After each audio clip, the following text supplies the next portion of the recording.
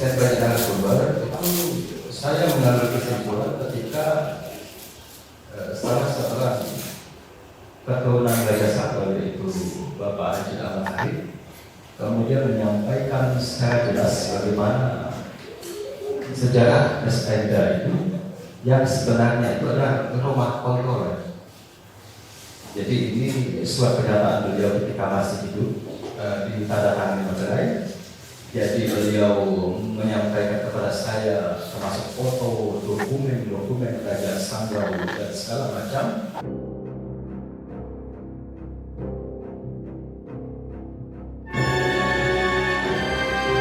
Pada hari ini tanggal 4 penetapan cagar budaya oleh tim provinsi yang akan diselenggarakan untuk menilai 3 lokus cagar budaya. Yang pertama adalah di Batu Sampai, yang kedua adalah Mespenda, yang ketiga adalah makam raja yang akan ditetapkan pada hari ini sebagai cagar budaya Kabupaten Sanggau.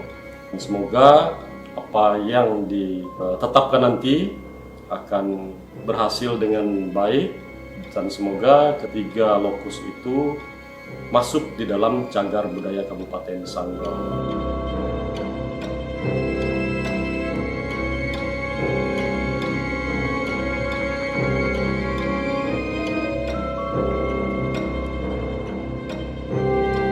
Untuk informasi dan pemahaman kita semua perlu diketahui bahwa TACB dalam hal ini adalah tim ahli cagar budaya adalah kelompok ahli pelestarian dari berbagai bidang ilmu yang memiliki sertifikat kompetensi untuk melakukan kajian terhadap objek diduga cagar budaya. Pengkajian mutlak dilakukan untuk mengidentifikasi, mengklarifikasi, memverifikasi, dan memvalidasi sebuah objek. Hasil kajian tersebut selanjutnya menjadi naskah rekomendasi penetapan, pemerikatan, dan atau penghapusan cagar budaya. Jadi untuk penetapan itu dilakukan oleh kepala daerah, kemudian pemerikatan bisa oleh gubernur dan menteri. Untuk penghapusan itu hanya bisa dilakukan oleh tim ahli cagar budaya pusat dengan usulan dari daerah.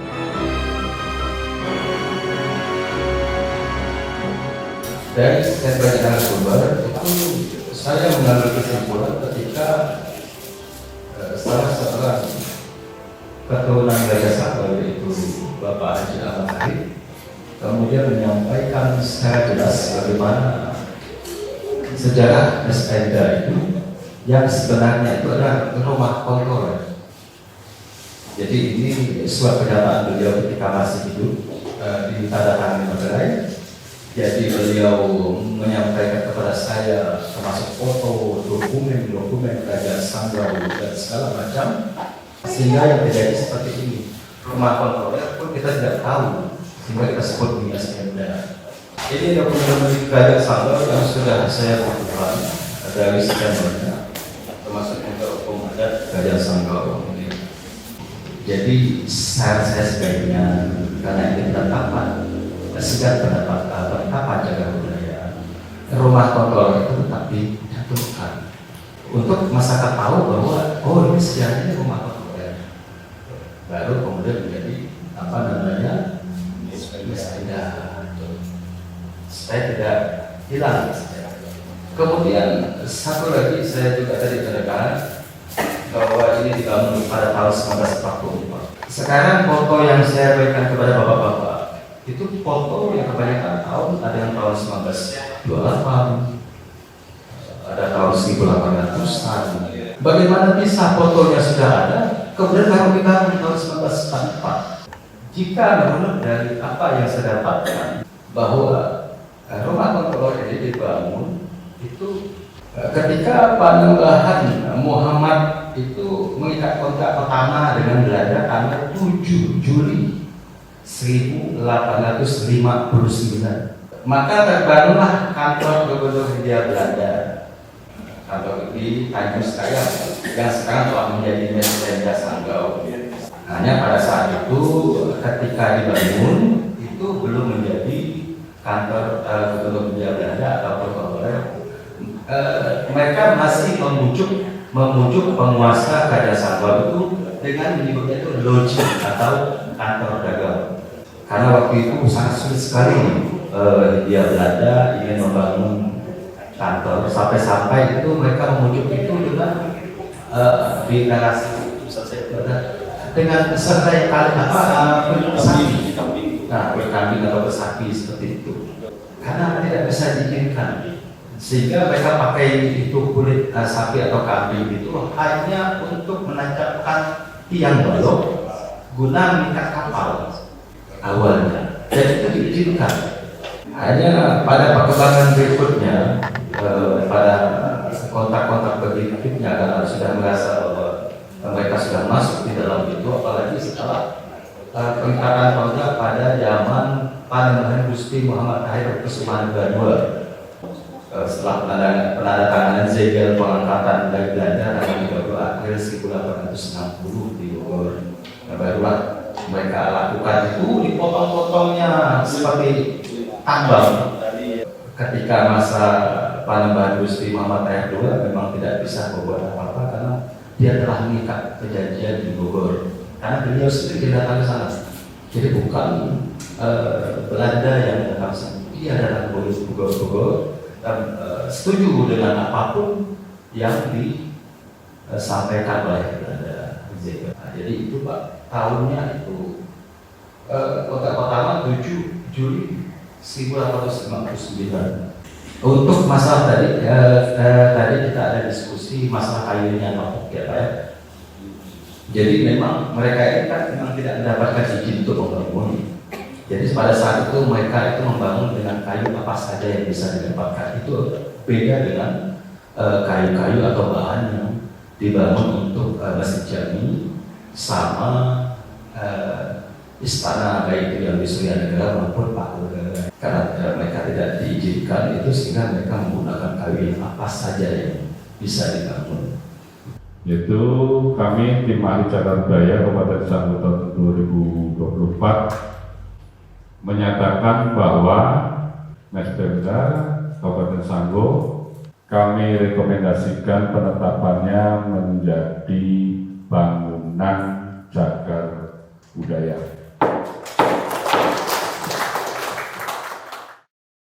Ada yang ingin saya, kalau bisa tidak disebut lagi batu batulis, karena sejak zaman dahulu masyarakat Sanggau tidak mengenal batu batulis. Yang dikenal itu adalah batu sampai. Kemudian yang kedua,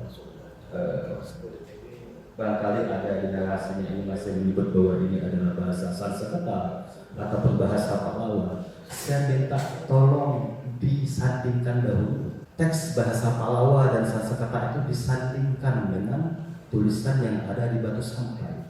Apakah ada kesamaan atau tidak? Jika tidak ada kesamaan, jangan dipaksakan. Bahkan saya juga pernah mendengar bahwa tulisan di batu sampai itu tulisan Arab. Cobalah. Apakah yang menyampaikan ini tidak bisa mengaji atau bagaimana? Kemudian ada juga menyebutnya itu huruf Jawa kuno. Saya sampai sekarang belum ada menemukan satu sampul pun yang disebut dengan huruf Jawa kuno itu, sampai sekarang saya belum pernah menemukan. Kebetulan setelah sekian lama saya menulis ini, saya banyak menemukan, bertemu dengan orang tua yang sudah sepuh. Mereka kebetulan dengan saya itu sangat welcome, terbuka, sehingga membukalah berbagai jimat-jimat yang mereka miliki. Inilah awalnya kenapa saya kemudian berani menyebutnya ini adalah aksara kulit.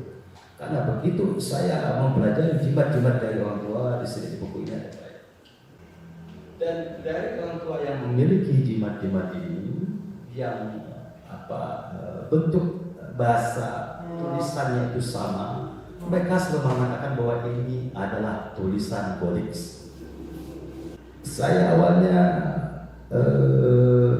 masih berpikir apakah yang dimaksud Golix ini adalah suku yang ada di Skaya. Ya. Tetapi dari penjelasan orang tua yang punya ini, ya itulah sukunya Golix, Skaya yang di Tanggaya. Karena itu merupakan salah satu suku tertua, termasuk peninggalan masih ada itu kan Gua Tanggaya masih ada. Saya bedah, tulisan di batu sampai, akhirnya terjadilah bisa saya pecah-pecah itu. Tahun 2012 itu masih enak lah ya, ininya belum macam. Maka dapatlah seperti ini yang bunyinya di video. Saya tidak fasih bahasa aslinya, tetapi mengikut bahasa saya saja. Di video ya kainanazai zaonarinai, yang artinya itu adalah langit dan bumi. Jadi di video itu langit dan bumi. Kemudian dia itu Tuhan atau dia kainanazai itu maha permulaan, zaona itu maha berkuasa, renai menciptakan kehidupan. Jadi kalau saya kembalikan lagi pada konsep dasar penulisan aksara yang ada di dunia, bahwa setiap bahasa yang berisi firman-firman Tuhan untuk agama pada masa itu selalu terpahatkan pada dinding alam, baik itu batu atau segala macam. Ini masuk. Makanya bunyinya seperti ini, berhubungan dengan ketuhanan. Kalau yang dituliskan pada prasasti ataupun piagam atau segala macam, itu tetap titah penguasa, raja atau apa. Ini juga yang buat resah ketika saya di kebudayaan, karena saya kalau turun ke lapangan itu pasti selalu tidak mau pulang, jadi selalu menginap. Itu mega saksinya. Itu yang buat mereka resah di kebudayaan, karena saya pasti tidak mau pulang, karena apa? Saya selalu akan tinggal bersama narasumber bagaimanapun juga, karena saya selalu yakin narasumber akan memberikan sesuatu yang beda ketika dia sudah pulang dari ladang malam-malam ada tidur. Inilah yang saya dapatkan. Kemudian untuk masalah penamaan batu sampai, Pak, jadi di Sanggau ini menyebut itu batu sampai karena berhubungan dengan ketika ada nanti itu sakit. Jadi berdasarkan tuturan yang disampaikan oleh orang tua, bahwa ketika memotong pohon bayam waktu itu, dan nanti itu demam, karena pada waktu itu dia masih sunti itu kan suci ya Pak, yang masih muda, demam. Karena sakit demam inilah kemudian kakek dia, ada kakek dia ini namanya Dakbudak. Jadi dapat petunjuk bahwa Danate ini hanya bisa disebutkan di sebuah batu yang ada tulisannya. Jadi pada masa Danate sakit sudah tersebutkan ada batu yang ada tulisannya. Jadi pada zaman Danate masuk, berarti sudah ada batu itu, sudah ada tulisannya. Maka dicarilah batu ini atau kemudian jadi selalu nyebut tuh ada sopai, belum udah ada sopai belum, jadi misalnya udah sampai belum, jadi sepanjang jalan berucap-ucap udah sopai, tanya terus karena mereka tidak tahu di mana lokasi batu yang ada tulisannya. Sampailah akhirnya mereka ketemu batu ini, udah sopai itu, akhirnya sampai. Jadi dibawalah Danate ini berobat di dalamnya itu, sembuhlah dia. Dan waktu itu disebutkan ujarnya begini, ijatnya sompai situ, ya gitu kali ya. Nah, karena pengucapan ini berulang-ulang sepanjang jalan mencari dah sompai, kemudian ijatnya sampai situ, maka pada periode rombongan Danate inilah batu yang ada tulisan itu disebut batu sampai. Sebelum-sebelumnya belum tahu. Kemudian kalau kita kaitkan lagi dengan tahun kedatangan Danate, ini dalam buku riwayat Kajian Sanggau dan dalam dokumen-dokumen Kajian Sanggau, kedatangan rombongan Danate itu tahun 1296 Masehi. Dan saat itu Danate masih bayi, masih kecil, belum dewasa. Dari sini bahwa tahun 1296 ini sudah ada batu itu tulisannya. Berarti kan lebih mudah lagi. Nah, lebih mudah lagi ya. Karena ini untuk menjawab bahwa apakah tergolong prasejarah atau tidak. Itu yang pertama. Kemudian yang kedua, model aksara yang ada di Batu Sampai sama dengan aksara Batu Paha yang di Skadau. Nah, kemudian di Batu Paha, Skadau itu ada menyebutkan tentang ritual penyembelihan lembu. Hampir sama dengan yang tertulis dalam aksara Pasasni Kutai, penyembelihan lembu. Nah, kalau saatnya kita menarik lagi isinya sama tentang penyembelihan lembu, pengorbanan lembu, dua berarti sudah hampir sejaman. Aksara Pasasni Kutai dengan aksara Batu Paha sejaman. Balik lagi ke belakang Batu Sampai, berarti sejaman. Berarti ya sudah bisa dipastikan bahwa barang ini apa mau disebutkan 4 Masehi boleh, karena Pasasni Kutai sudah disepakati 4 Masehi. Begitu. Mau dibawa lagi juga boleh, asal jangan disebutkan prasejarah saja. Kasihan, sudah jelas-jelas ada tulisan bacaan masih mau disebut buta aksara. Kan prasejarah belum mengenal tulisan, belum mengenal ini. Terima kasih, Pak. Batu Sampai ini sudah masuk dalam kategori untuk diusulkan, ditetapkan menjadi cagar budaya sesuai dengan pasal yang terdapat undang-undang sudah lebih dari 50 tahun. Kemudian nilai pentingnya kami melihat di situ ada tulisan dan itu masa sejarah ya. Yang tadi disebut sekitar abad ke-4 ya. Bisa jadi ya. Sekitar itu.